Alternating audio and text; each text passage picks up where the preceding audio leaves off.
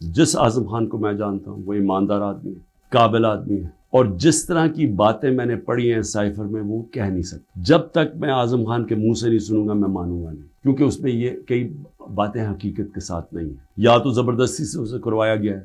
Cipher میں دو مین چیزیں ہیں، باقی تو اور بھی چھوٹی موٹی چیزیں ہیں۔ سب سے بڑی چیز لکھی ہوتی ہے کہ جی عمران خان کو آپ نے عدم اعتماد کی ووٹ میں پاکستان کے پرائم منسٹرشپ سے ہٹانا ہے، اور ایک اور چیز لکھی ہوتی ہے کہ عمران خان نے اکیلا فیصلہ کیا کہ روس جانے کا۔ آپ کو پتہ ہے روس اور تب تک جنگ شروع ہو چکی تھی روس کی یوکرین میں، تو عمران نے اکیلے نے فیصلہ کیا، جبکہ اسد مجید ہمارے ایمبیسڈر کہہ رہے ہیں کہ نہیں، عمران خان نے اکیلا فیصلہ نہیں کیا، یہ سب سٹیک ہولڈرز نے مل کے فیصلہ کیا۔ اسد مجید، سلام کرتا ہوں میں اپنے ایمبیسڈر کو، وہ کہتا ہے اس کے بعد جو مجھے میسج کہ ان کے خلاف آپ کو پروٹیسٹ کرنا چاہیے، ڈیمارش کرنا چاہیے، کہ اس نے بڑی غلط زبان استعمال کی ہے، غیرت مند ڈپلومیٹ ہمارا۔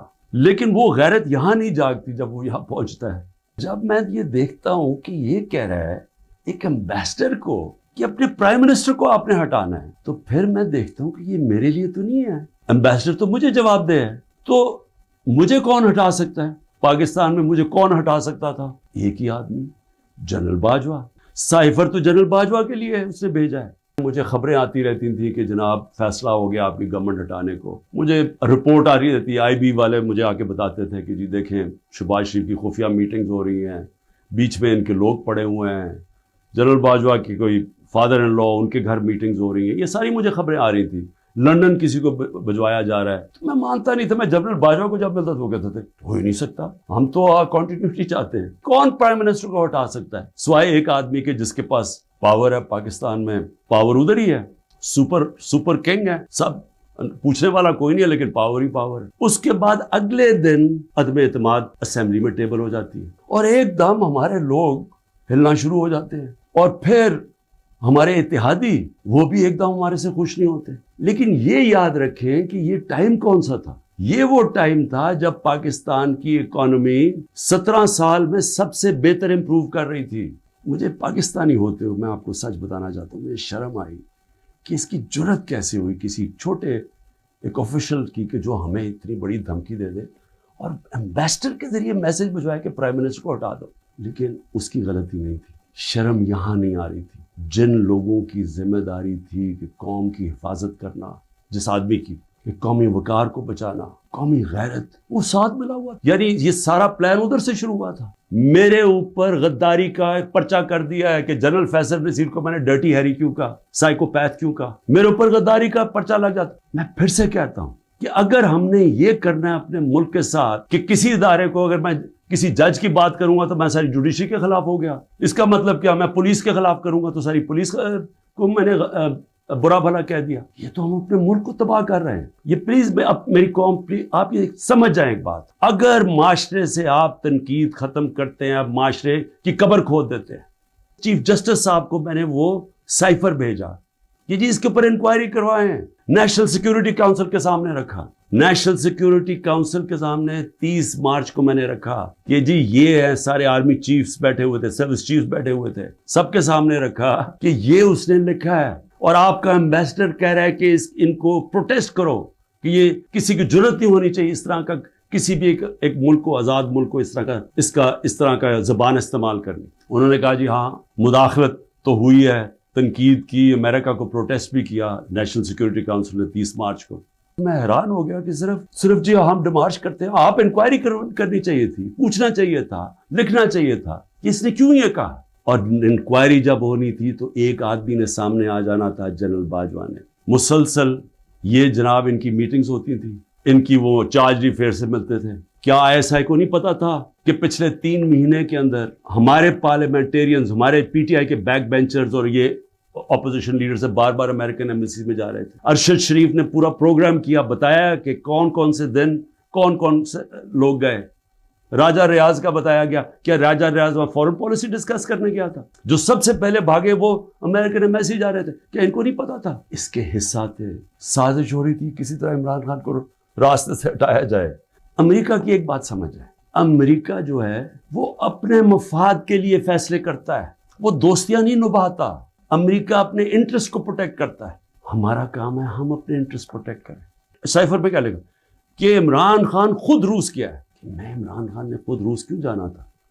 فورن آفس نے مجھے کہا, بیٹھ کے مشاورت ہوئی, ہم نے سارے پاکستان کے ایکس فورن سیکرٹریز کو بلایا, سب نے کہا کہ آپ کا رشیا جانا بہت ضروری ہے, ہمیں اپنے تعلقات ٹھیک کرنے چاہیے. پھر ہمیں 20 لاکھ ٹن گندم چاہیے تھی ان سے, وہ ہم بات کرنا چاہتے تھے, کنسیشن میں تھے. اس کے بعد جب ٹینشن ہوئی یوکرین سے تو تیل کی قیمتیں آسمانوں پہ چلی گئیں, کموڈیٹی سپر سائیکل آ گیا.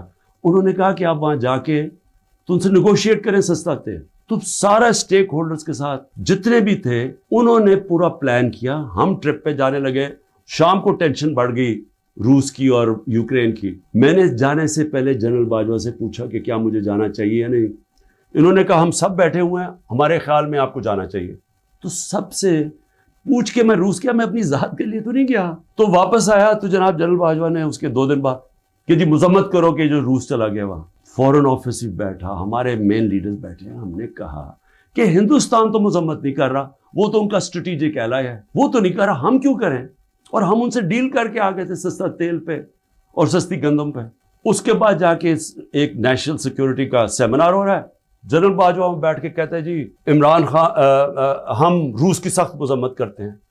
گورنمنٹ کی پالیسی کے خلاف جا کے سٹیٹمنٹ دے دیتا ہے. اس کے بعد حسین حقانی کی ٹویٹ آتی ہے, وہ کہتا ہے جنرل باجوہ پرو امریکہ ہے اور عمران خان اینٹی امریکہ ہے.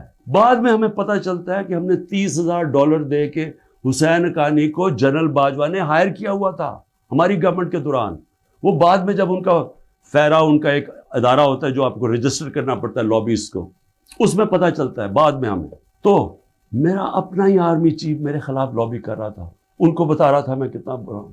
کوئی فکر نہیں ہے ملک کدھر جا رہا ہے, کوئی اس وقت فکر نہیں کہ ملک کے سارے ادارے تباہ ہو رہے ہیں. سارا صرف ایک 1 پوائنٹ ایجنڈا ہے کہ عمران خان کو کس طرح ڈسکوالیفائی کرنا اور جیل میں ڈالنا ہے, یہ ایجنڈا ہے. اس کے اندر یہ سائفر بھی آ گیا. یہ نہیں ان کو پتا کہ سائفر میں ان کی تباہی ہے, کیونکہ یہ سب ملوث تھے اس میں. یہ شہباز شریف بھی تھا, زرداری بھی تھا, ساروں کو پتا تھا سائفر کا. سارے میٹنگز کر رہے تھے امریکنوں کے ساتھ. انکوائری سب سے بڑی یہ ہونی چاہیے سائفر کے اوپر جو FIA نہیں کر سکتی. اگر صحیح انکوائری کروانی ہے تاکہ ہم آگے یہ غلطیاں نہ کریں, تو انکوائری یہ ہونی چاہیے کہ یہ سازش میں کون کون شریک تھا کہ گورنمنٹ گرا کے ایک ملک کی اکانومی کی تباہ کیا, آج پاکستان کو گھٹنوں پہ رکھ دیا. آج اگر ہم ان کی مدد نہ کرتے اور IMF سے نہ کہتے کہ آپ کی سٹینڈ بائی ایگریمنٹ کے ہم ساتھ ہیں, تو پاکستان ڈیفالٹ کر گیا تھا. ڈیفالٹ کرنے کا مطلب کہ آج لوگوں کا معاشی قتل ہو جانا تھا, جو ہو چکا ہے. اس سے دگنی مہنگائی ہو جانی تھی, بے روزگاری یعنی سارا جو ہماری باہر سے فائنینسنگ ختم ہو جانی تھی, جو آگے آج ہی برے حالات ہیں اس سے دگنے ہو جانے تھے. ساری دنیا میں خبر دیکھا کہ مجھے ایک مجرم کی طرح پکڑ کے لے کے جا رہے ہیں, تو میرے اوپر 30 کیس ہو جاتے ہیں. جب میں 4 دن بند ہوتا ہوں اندر, جب جیل کے اندر, تو 30 کیس میرے اوپر ہو جاتا ہے کہ جی میری وجہ سے وہ جو رد عمل آیا. اور رد عمل نہیں آنا تھا کہ جب آپ ناانصافی کرتے ہیں, جو سپریم کورٹ کہتا ہے ناانصافی ہے, وہ جو بچارے نکلتے ہیں پرامن مظاہرے کرنے کے لیے جو 27 سال سے ہم نے کیے ہیں, ان کے اوپر گولیاں چلاتے ہیں. 25 لوگ ہیں جن کو انہوں نے شہید کیا ہے, 16 کے پاس ہمارے پاس ڈیٹس ہیں, 9 غائب ہیں ابھی. 3 لوگوں کی ٹانگیں کٹتی ہیں, ایک آدمی پیرالائزڈ ہے اس وقت, کمر میں گولی لگتی ہے. اور یہ کیا کرتے ہیں اوپر سے انہی کے اوپر کیس بنا دیتے ہیں. ساری دنیا کے اندر اب جب ایک کوئی پولیس کی گولی لگی تھی نا ایک فرانس کے اندر, 4 دن سارے فرانس میں آگ لگی, 100 بلڈنگز اور گاڑیاں جلا دی لوگوں نے. تو آپ کو پوچھ نہیں رہا کہ آپ پاکستانی نہیں تھے, اور 100 لوگوں کو گولیاں اور لگتے ہیں, اور جن کو ایک کو جس کو گولی لگتی ہے ٹانگ کٹ جاتی ہے اس کو پکڑ کے جیل میں ڈال دیتے ہیں. حکومتیں چلتی ہیں اخلاقی قوت پہ, ڈنڈے مار کے جانور چلتے ہیں, ڈنڈے مار کے نہیں چلوا سکتے آپ لوگوں